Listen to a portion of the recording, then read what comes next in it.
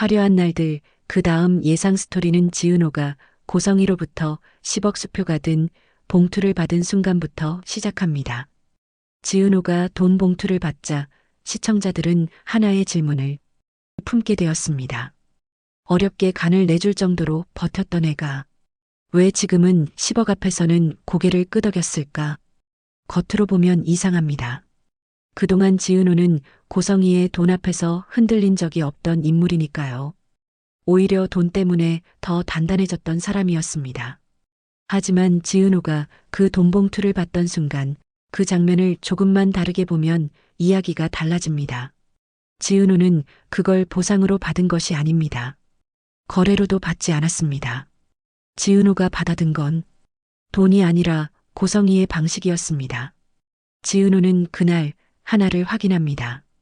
고성이는 끝까지 변하지 않았다는 것. 사과도 미안함도 후회도 없다는 것. 아들의 생명조차 숫자로 환산하는 사람이라는 걸요. 사람이 뭘 받았으면 값을 치러야 하는 게 인생이야. 그 말을 들은 순간 지은호는 마음속으로 이렇게 정리합니다. 그래, 당신 방식이 이거라면 난 이 방식으로 끝을 보겠다. 그래서 지은호는 계산을 합니다. 만약 이 돈을 거절하면 고성이는 이렇게 말할 겁니다. 역시 돈 욕심 없는 척하더니 뒤에서 더 큰 걸 노리는 애였어. 그리고 한우진에게 이렇게 말하겠죠. 지은호는 결국 내 인생의 독이야. 지은호가 원하지 않던 프레임이 완성될 겁니다. 하지만 이 돈을 받으면 고성이는 안심합니다. 값은 치렀다. 관계는 정리됐다. 지은호는 더 이상 변수 아니다. 지은호는 고성이의 그 안심이 필요했습니다. 왜냐하면 그 안심이 생기는 순간부터 고성이는 경계를 멈추기 때문입니다. 지은호는 그날 처음으로 고성이의 방식에 받는 선택을 합니다. 그 선택은 약해서가 아니라 버티기 위한 선택이었습니다. 지은호는 돈 봉투를 들고 나오면서 자기 자신에게 이렇게 말합니다. 이건 침묵의 대가가 아니라 시간을 사는 비용이야. 그리고 앞으로 그 돈은 지은호 개인의 삶으로는 단 한 푼도 들어가지 않습니다. 지은호는 그 돈을 소비라는 개념으로 보지 않습니다. 그 돈은 누군가를 증명하기 위한 자본입니다. 첫 번째로 지은호가 한 일은 한우진과 마주 앉는 것이었습니다. 이때의 한우진은 여전히 병약한 이미지가 남아있지만 이전과는 분명히 달라져 있습니다. 숨이 가쁘지 않고 눈이 흐리지 않고 결정을 미루지 않습니다. 지은호는 한우진에게 이렇게 말합니다. 이 돈, 내 인생이랑 바꾸지 말자. 그리고 덧붙입니다. 이건 엄마한테 받은 돈이야. 그러니까 엄마 방식으로 쓰면 안 돼. 지은호가 말하는 프로젝트는 돈을 벌기 위한 사업이 아닙니다. 그건 기록입니다. 누가 무엇을 선택했는지, 누가 무엇을 포기했는지, 누가 누구의 인생을 대신 결정했는지 지은호는 알고 있습니다.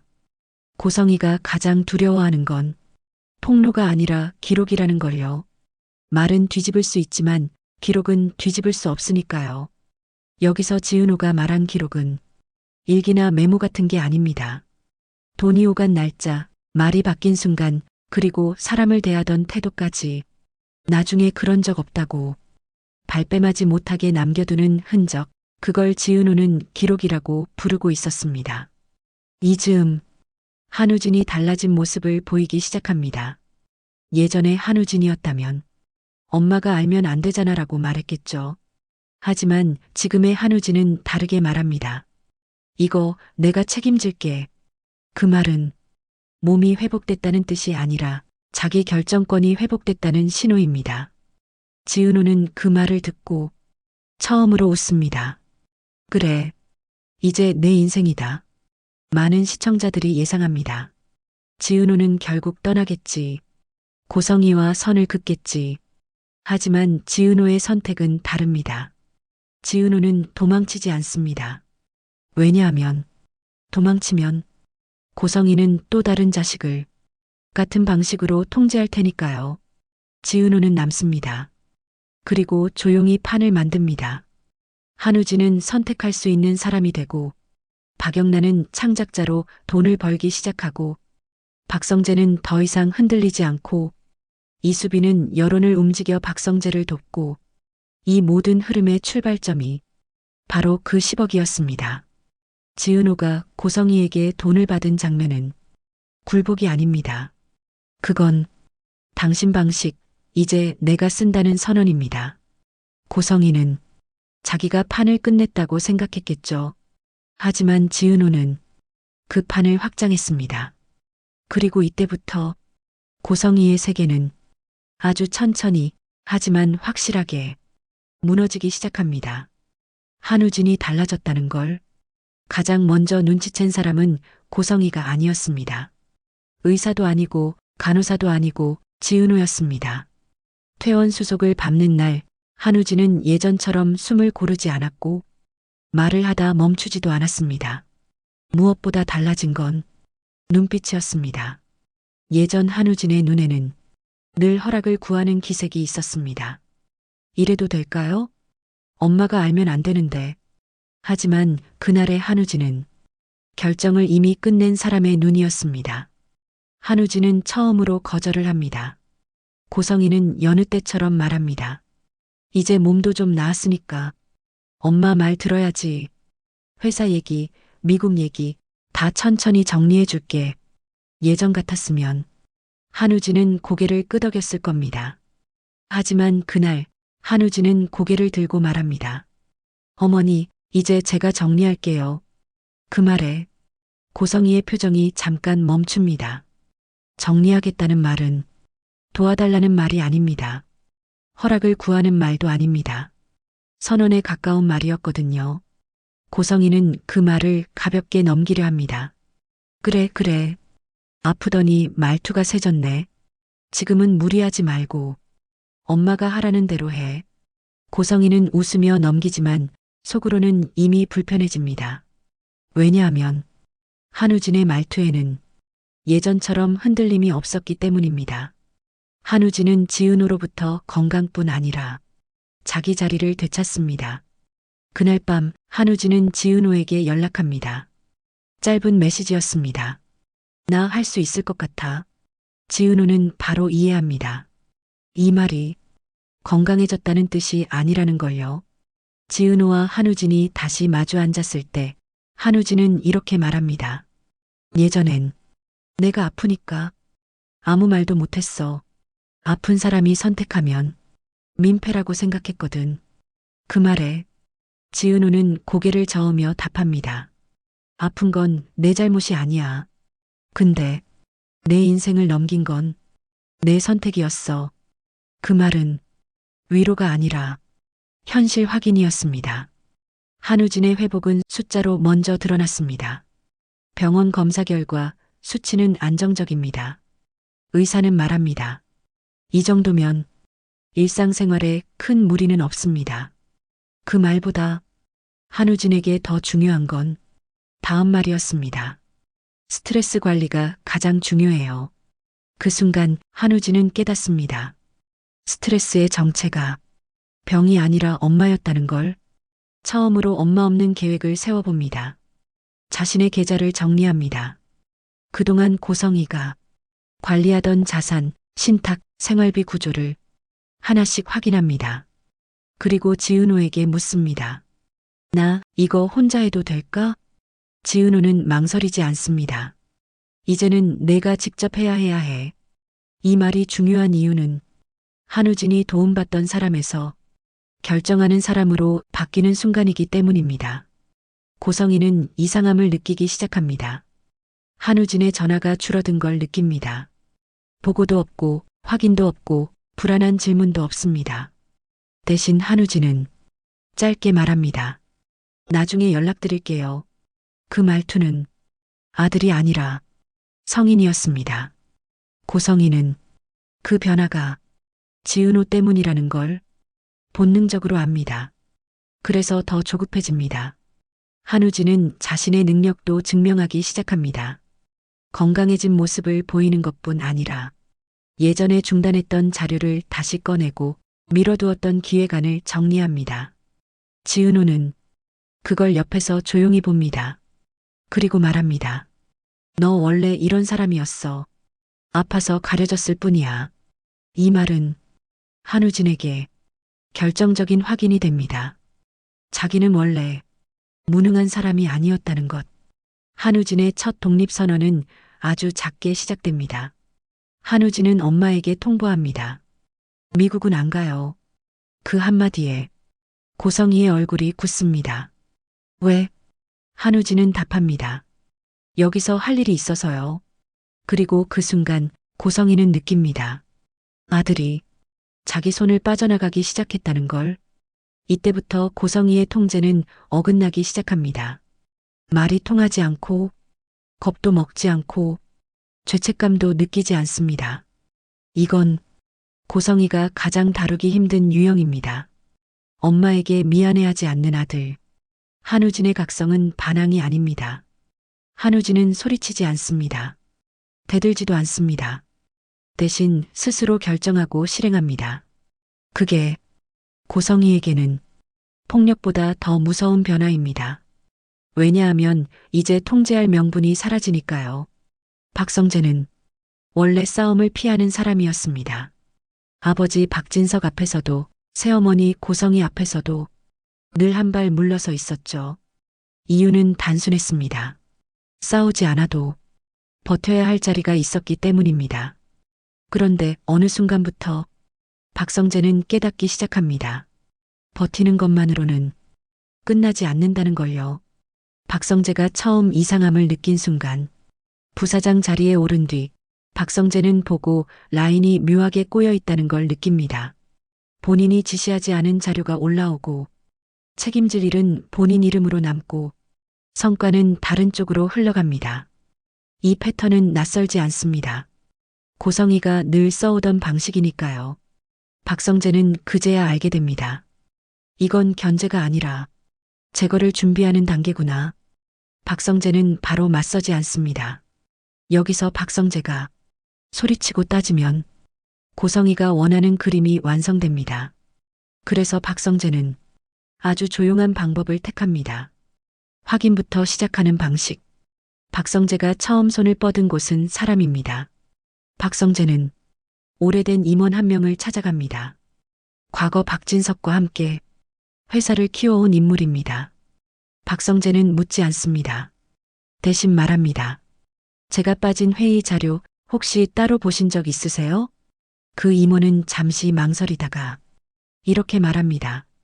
그거 고성희 이사장님 쪽에서 따로 정리해서 돌리시던데요. 그 한마디로 박성재는 확신합니다. 박성재는 두 번째로 기록을 봅니다. 박성재는 회사 내부 결제 로그를 확인합니다. 겉으로는 문제가 없습니다. 하지만 세부 기록을 보면 다릅니다. 날짜가 미묘하게 앞당겨져 있고 결제 순서가 바뀌어 있고 누락된 보고서가 있습니다. 이건 실수가 아닙니다. 의도된 설정입니다. 박성재는 그날 처음으로 혼잣말을 합니다. 이 정도면 나를 회사에서 없애려는 거네. 고성이가 일부러 박성재를 불렀습니다. 요즘 너무 앞만 보고 달리는 것 같아서 조금은 집안 분위기도 살펴야 하지 않겠니? 그 말은 경고이자 압박입니다. 예전 같았으면 박성재는 고개를 숙였을 겁니다. 하지만 이번엔 다릅니다. 박성재는 웃으며 말합니다. 그래서 더 열심히 해야죠. 고성이의 눈이 잠깐 흔들립니다. 박성재는 집이 아니라 회사에서 역공을 시작합니다. 자신을 제거하려는 방식이 회사 구조 안에 있다는 걸 알았습니다. 그래서 박성재는 회사의 룰을 이용합니다. 외부 감사 리포트 요청, 자회사 성과 비교 자료 제출, 내부 컴플라이언스 점검. 이 모든 게 공식적인 절차입니다. 고성희는 이걸 막을 명분이 없습니다. 여기서 이수빈이 움직입니다. 이수빈은 박성재가 말하지 않아도 느낍니다. 박성재가 지금 혼자 싸우고 있다는 걸요. 이수빈은 자기 방식으로 돕습니다. 말이 아니라 보여주는 방식으로 자신의 SNS에 아주 사소한 이야기를 올립니다. 요즘 일을 제대로 하려는 사람들이 왜 이렇게 힘들어질까요? 특정 이름은 없습니다. 하지만 반응은 즉각적입니다. 댓글이 달리고 공유가 늘고 이야기가 번집니다. 고성이는 이 흐름을 봅니다. 그리고 직감합니다. 이에 나를 향해 여론을 만들고 있구나. 박성재는 고성이보다 먼저 비밀에 접근합니다.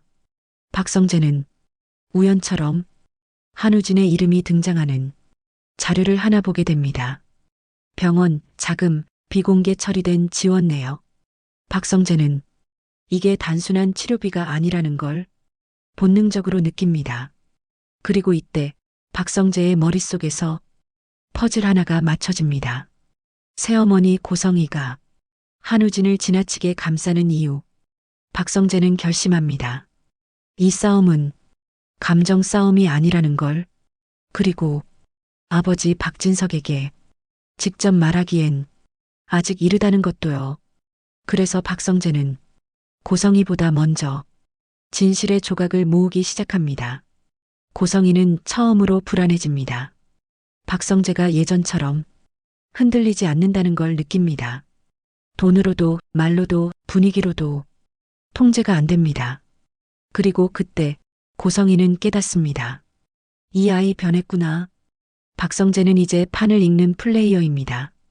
그리고 이 순간부터 고성이의 싸움은 한 단계 어려워집니다. 왜냐하면 박성재는 이미 고성이가 가장 싫어하는 방식으로 움직이고 있으니까요. 조용히 공식적으로 증거를 남기면서 박영란은 예전 같았으면 아무 일도 벌이지 못했을 아이였습니다. 엄마가 싫어하면 멈추고, 엄마가 화내면 접고, 엄마가 정해준 길로만 걸어왔죠. 그런데 달라진 게 하나 있었습니다. 이번엔 혼자가 아니었습니다. 웹툰은 복수가 아니라 탈출이었습니다. 박영라가 그린 웹툰은 고성이를 겨냥한 이야기가 아니었습니다. 제목도 자극적이지 않았습니다. 설정도 과하지 않았습니다. 다만 이야기의 중심에는 이런 인물이 있었습니다.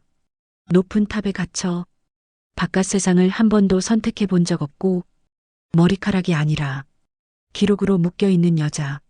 사람들은 이 이야기를 현대판 라푼젤이라고 불렀습니다. 하지만 박영란은 모든 인터뷰에서 이렇게 말합니다. 누군가를 가두는 건 높은 탑이 아니라 사람이에요. 반응은 박영란의 예상을 넘습니다. 웹툰은 조용히 올라갔습니다. 그런데 댓글이 달리기 시작합니다. 이거 혹시 실화인가요? 엄마가 딸 인생 설계하는 이야기 같아요. 읽는데 숨 막혀요. 공유가 이어지고 캡처가 돌아다니고 영상 리뷰까지 붙습니다. 박영란은 처음으로 자기 손으로 만든 결과를 봅니다. 누군가가 자기 이야기에 공감하고 있다는 사실을요. 이지화는 한 발 뒤에서 돕습니다. 이지화는 앞에 나서지 않습니다. 웹툰 홍보도 인터뷰도 박영란 혼자 하게 둡니다. 대신 이런 말을 합니다. 지금 중요한 건 내가 뭘 그렸는지가 아니라 내가 그렸다는 사실이야. 박영란은 그 말을 이해하지 못했지만 나중에야 알게 됩니다. 이 웹툰은 작품이 아니라 증거가 될 수 있다는 걸요. 고성이가 이 웹툰을 본 건 아주 우연이었습니다. 지인의 태블릿 화면에 잠깐 떠 있었을 뿐이었죠. 요즘 이거 난리야. 엄마들이 제일 싫어하는 이야기래. 그 말에 고성이는 웃으며 화면을 봅니다. 그리고 딱 세 컷을 보는 순간 손이 멈춥니다. 딸의 일기를 엄마가 대신 정리하는 장면. 너를 위해서라는 말로 선택을 빼앗는 장면. 그리고 마지막 컷. 내 인생은 내 기록이 아니었다. 고성이는 그 자리에서 아무 말도 하지 않습니다. 하지만 그날 밤 잠들지 못합니다. 고성이는 우연이라 넘기려 합니다. 요즘 애들 상상력이 참 이런 게 다 유행이지. 스스로에게 그렇게 말해보지만 마음이 가라앉지 않습니다. 왜냐하면 이 웹툰은 너무 구체적이었기 때문입니다. 고성이가 평생 해왔던 말과 너무 닮아 있었거든요. 지은호의 회사로 우편 하나가 도착합니다. 봉투에는 딱 한 줄만 적혀 있습니다. 기록은 지워지지 않습니다. 안에는 사본 몇 장이 들어 있습니다. 오래된 병원 기록, 보호자 서명이 2번 바뀐 문서, 날짜가 겹치지 않는 출생 기록. 지은호는 한 장 한 장 넘기다가 손을 멈춥니다. 이 기록들은 누군가가 관리했던 흔적이었기 때문입니다. 고성이는 이상하게 불안해집니다. 한우진의 변화, 박영나의 웹툰, 지은호의 움직임, 박성재의 태도, 모든 게 한 방향으로 흐르고 있다는 느낌, 통제하지 못한 영역이 생겼다는 걸 깨닫습니다. 그리고 이때부터 고성이는 실수를 하기 시작합니다. 고성이는 박영나를 부릅니다. 예전처럼 부드러운 말투로 시작하지만 끝은 늘 같았습니다. 그만해. 지금 멈춰. 그런데 박영나는 이번엔 고개를 젓습니다. 이건 제 일이에요. 고성이의 얼굴에서 순간 표정이 사라집니다. 이건 분노도 비웃음도 아닙니다. 당황입니다. 고성이는 처음으로 깨닫습니다. 이 아이들은 더 이상 자신의 손 안에 있지 않다는 걸. 박성재는 회사 안에서 움직이고 있고, 한우진은 몸과 판단력을 되찾고 있고, 지은호는 기록 즉 증거를 확보하고 있고, 박영란은 자신의 이야기를 세상에 내놓고 있습니다. 고성이는 그제야 알게 됩니다. 이건 아이들의 반항이 아니라 탈출이라는 걸요. 고성이가 가장 두려워하는 건 폭로가 아닙니다. 통제가 안 되는 상태 그 자체를 두려워합니다. 그리고 그 공포는 이제 시작됐습니다. 한우진의 회복은 의사보다 먼저 고성이가 알아봤습니다. 숨소리가 달라졌고 눈빛이 흔들리지 않았고 무엇보다 예전처럼 엄마 눈치를 보지 않았거든요. 하지만 고성이는 그 변화를 인정하지 않습니다. 인정하는 순간 통제가 끝난다는 걸 알고 있었기 때문입니다. 고성이는 여전히 아픈 아들로 대합니다. 무리하면 안 돼. 결정은 나중에 해. 지금은 생각하지 마. 예전부터 늘 해오던 말입니다. 한우진은 그 말들이 걱정이 아니라 속박이라는 걸 이제야 정확히 알아듣습니다. 그리고 그날 한우진은 처음으로 엄마 말을 끊습니다. 엄마, 나 이제 혼자 결정해. 고성이는 웃습니다. 장난처럼 넘기려 하죠. 그래, 그래. 몸 좋아지니까 말도 늘었네. 하지만 한우진은 웃지 않습니다. 한우진은 병실이 아니라 자료실로 갑니다. 본인 이름으로 된 의무기록, 비공개 처리된 서류, 후원 명목으로 들어온 자금 내역. 한우진은 하나씩 확인합니다. 그리고 이상한 점을 발견합니다. 병이 가장 악화되던 시기, 모든 결정은 본인 동의 없이 진행돼 있었다는 사실. 한우진은 처음으로 자기 인생을 의심합니다. 스스로에게 묻습니다. 내가 아팠던 건 사실인데 그 이후의 선택도 정말 내 선택이었을까? 그 질문은 엄청난 파장을 일으킵니다. 한우진은 자신이 치료받는 대상이 아니라 관리되는 엄마의 자산이었다는 느낌을 받습니다. 지은호와의 대화가 결정타가 됩니다. 지은호는 한우진을 설득하지 않습니다. 위로도 하지 않습니다. 다만 이렇게 말합니다. 내가 약해 보여서 아무도 안 믿어준 게 아니라 내가 약해 보이길 원했던 사람이 있었던 거야. 한우진은 그 말을 듣고 처음으로 고개를 듭니다. 한우진은 회복 이후의 능력을 보여줍니다. 몸만 회복한 게 아니었습니다.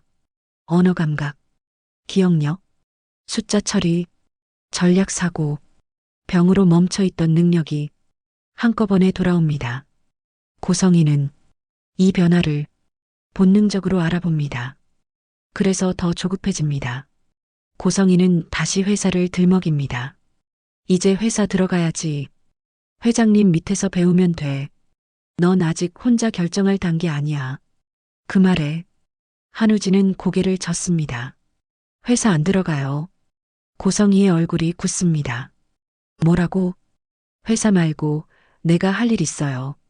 한우진의 선택은 도망이 아닙니다. 한우진은 미국으로 떠나지도 않고 숨지도 않습니다. 대신 이렇게 말합니다. 내 이름으로 된 기록 내가 직접 정리할 거야.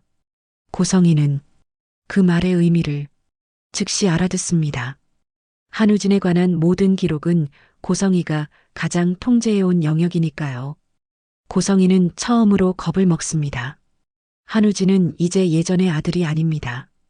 울지도 않고 설득되지도 않고 협박에도 반응하지 않습니다. 고성희는 이런 아들을 처음 봅니다. 그리고 이렇게 느낍니다. 이 아이 내 손에서 완전히 빠져나갔다. 한우진은 마지막으로 선을 긋습니다. 한우진은 차분하게 말합니다. 엄마가 나 살린 거 맞아요. 근데 그 다음 인생은 내 것이에요. 고성희는 아무 말도 하지 못합니다.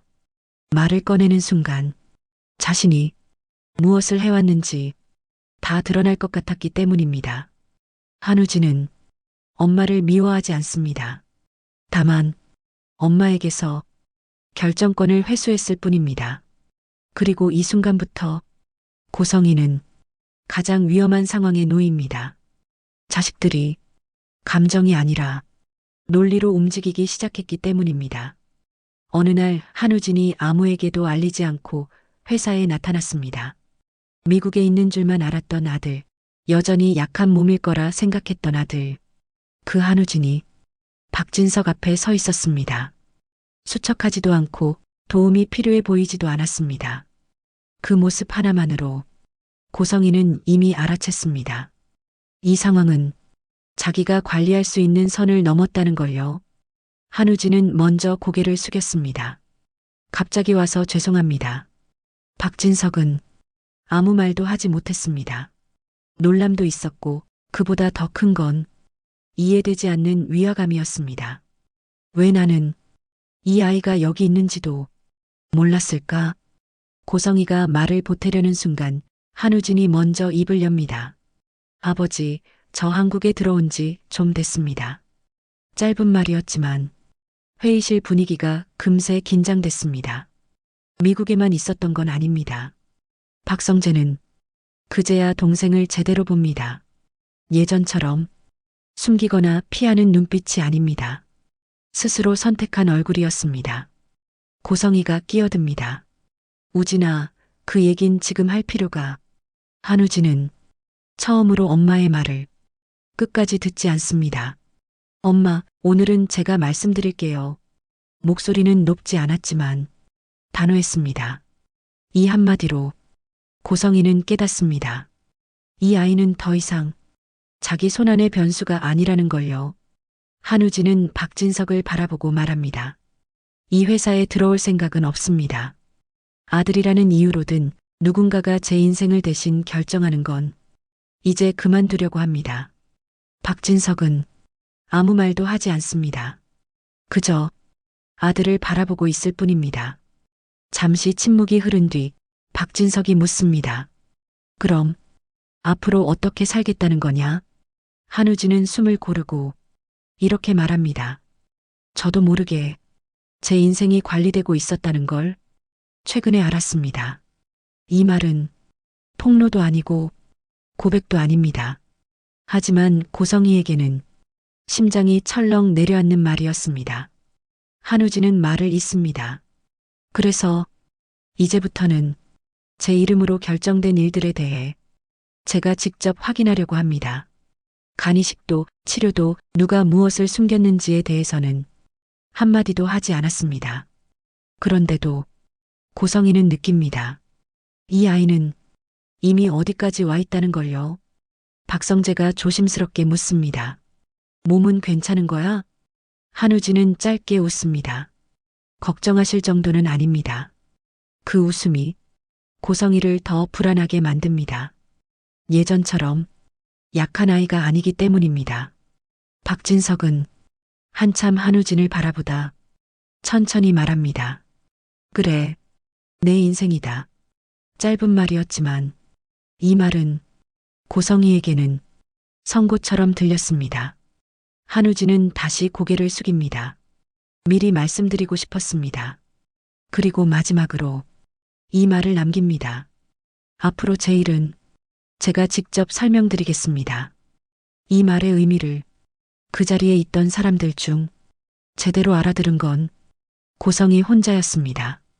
한우진이 자리를 떠난 뒤 회의실에는 묘한 침묵이 남았습니다. 박진석의 머릿속에는 의문 하나가 맴돕니다. 나는 우진이에 대해 얼마나 알고 있었던 걸까? 박성재는 직감합니다. 이제부터 가족 안의 균형이 완전히 달라질 거라는 걸요. 그리고 고성이는 아무 말도 하지 못한 채 혼자 생각합니다. 저 아이가 언제 입을 열까? 아니, 이미 어디까지 알고 있을까? 화려한 날들의 드라마틱한 전개 예측은 여기까지입니다. 앞으로 고성이와 그녀의 아들, 딸들이 엄마의 통제에서 완전히 벗어날 수 있을까요? 고성이는 아이들의 변화를 순순히 보고만 있을까요? 박진석 입장에서는 아들, 딸들의 변화를 어떻게 받아들일까요? 그동안 고성이가 박진석에게 감춘 것들은 밝혀질 수 있을까요? 구독과 좋아요, 알림 설정 해주시면 다음 영상을 통해 더 흥미로운 스토리 전해드리겠습니다. 감사합니다.